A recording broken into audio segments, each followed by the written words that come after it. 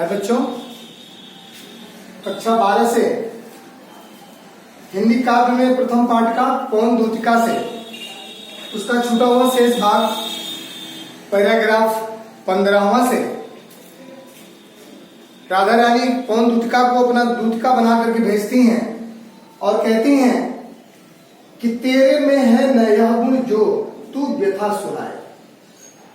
राधा रानी कहती हैं कि हे पवन दूतिका, तेरे में यह गुण नहीं है कि जो हमारी व्यथा तुम श्याम मेरे प्रियतम से तुम कह सको।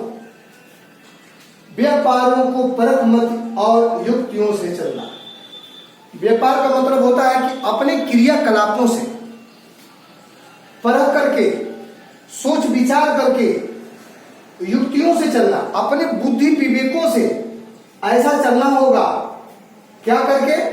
बैठे जो हो निज सदन में मेघ सी कांति वाले। यदि मेरे श्याम कृष्ण कन्हैया बैठे हो निज मने अपने सदन मने घर में, मेघ सी यानी बादलों से कांति वाले, तो चित्रों को इस सदन के ध्यान से देख जाना। यदि उनके भवन में, उनके घर में कोई चित्र दिखाई दे तो उसके समीप जाना। उसके समीप जाकर क्या करना?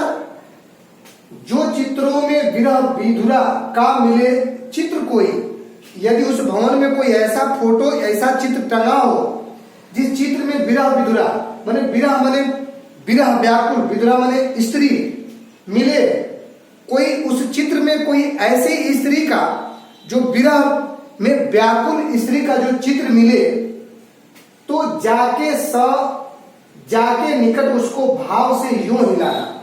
उसके समीप जाकर के, किसके? उस चित्र के, जो टंगा हुआ चित्र है, जो विरह में व्याकुल स्त्री का जो चित्र है, उसके निकट जाकर के उसको इस भाव से हिलाना। प्यारे हो के चकित जिसको चित्र की ओर देखें। जब उस चित्र को हिलाओगी, जब हिलेगा तो मेरे श्याम कृष्ण कन्हैया चकित होकर के, आचकित होकर के उस चित्र की ओर क्या करेंगे? देखेंगे। आशा है यो सूरत उनको हो सकेगी हमारी। हो सकता है कि उस हिलते हुए चित्र को चकित भाव से देखें, और हो सकता है कि हम विरहिणी गोपियों की सूरत, राधा रानी की सूरत, हमारी सूरत शायद मेरे कृष्ण कन्हैया को क्या हो सके? याद आ सके। कि जैसे यह विरह में व्याकुल बैठी स्त्री है, उसी की तरह शायद हो सकता है कि हमारी याद आ जाए कि राधा रानी भी इसी विरहिणी की तरह, वो भी मेरे विरह में, मेरी याद में मुझे मेरा इंतजार करती होगी। और जो कोई भी इस सदन में चित्र उद्यान का हो, यदि उससे उनको दिखाई नहीं देता है, अगर उसकी तरफ नहीं देखते हैं तो, और जो कोई भी इस सदन में चित्र उद्यान का हो, यदि उस भवन में कोई बाग बगीचा वाला, उद्यान में बगीचा वाला कोई चित्र मिले, और हो प्राणी विपुल उसमें घूमते बावले से, उस बाग वाले चित्र में विपुल में बहुत सारे प्राणी क्या हो? घूमते हो। किसकी तरह? पागलों की तरह। बहुत सारे घूमने वाले प्राणी उस बागीचे में यदि तुम्हें दिखाई देता हो ऐसा चित्र, तो जाके सनिकट उसके और हिला के उसे भी, उसके सनिकट में, उसके समीप जाकर, किसके? उस चित्र के समीप जाकर भी क्या करना? उसको हिलाना। जाके सनिकट उसको और हिला के उसे भी देवात्मा को सूरत ब्रज के व्याकुलों की कराना। राधा रानी कहती हैं उस दूतिका से कि देवात्मा माने होता है कृष्ण को, सूरत ब्रज की। यदि हो सकता है कि उसको हिलाते हुए अगर उसको देख ले, उस चित्र के तरफ देख ले, तो देवात्मा यानी कृष्ण को सूरत ब्रजवासी यानी ब्रज की नारियों की, ब्रज की लोगों की, यानी उसी बावले बहुत से लोगों की तरह घूमते हुए जो है उस कृष्ण को सूरत हमारी याद आ जाए, व्याकुलों से कराना। व्याकुलों की कराना कि शायद वो इन्हीं प्राणियों की तरह व्याकुल होकर राधा रानी आपका क्या कर रही है, इंतजार कर रही है। और कोई प्यारा कुसुम कुमला गेह में जो पड़ा हो, यदि इससे भी मेरी उनको स्मृति नहीं होती है तो आपको क्या करना है, कोई प्यारा कुसुम कुमला गेह में जो पड़ा हो, प्यारा मने प्यारा होता है, कुसुम मने फूल होता है, कुमला मने मुरझाया हुआ, गेह मने घर में, यदि उनके घर में कोई कुमलाया हुआ फूल मिले तो प्यारे के चरण पर ला डाल देना उसी को, उस कुमलाए हुए फूल को मेरे प्यारे कृष्ण कन्हैया के चरणों में क्या कर देना, गिरा देना। यूं देना ये पवन बदला फूल सी एक बाला, ये उनको ऐसा प्रतीत हो कि उनको ये पवन, तुम उनको ये साबित करा देना कि फूल सी एक बाला, जैसे यह कुमलाया हुआ फूल है, इसी कुमलाए हुए फूल के समान एक बाला यानी राधा रानी शायद मलाना हो कमल पग को चूमना चाहती है। इसी कुमलाए हुए फूल की तरह आपके कमलवत पग को ये राधा रानी क्या करना चाहती है, चूमना चाहती है।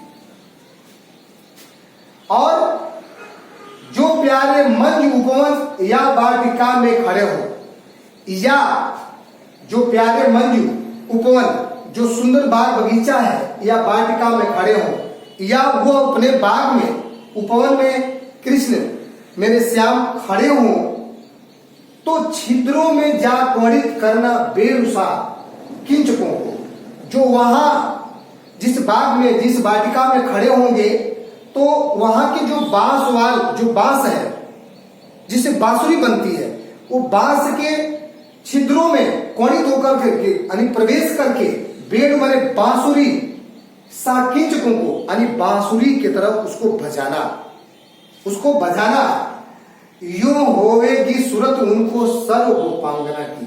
हो सकता है कि यह बांसुरी की आवाज सुनकर के उनका ध्यान उसी तरफ केंद्रित होकर के हो सके तो सूरत उनकी सर्व माने सभी गोपियों की क्या हो सके, याद आ सके, जो है बंसी श्रवण रुचि में रुचि दीर्घ उत्कंठ होती, जो ये उत्कंठ मतलब जो ये आवाज निकल रही है इस बंसी की, शायद उसको सुन करके हम सभी गोपियों की याद आ जाए और लाके फूल कमल दल को श्याम के सामने ही।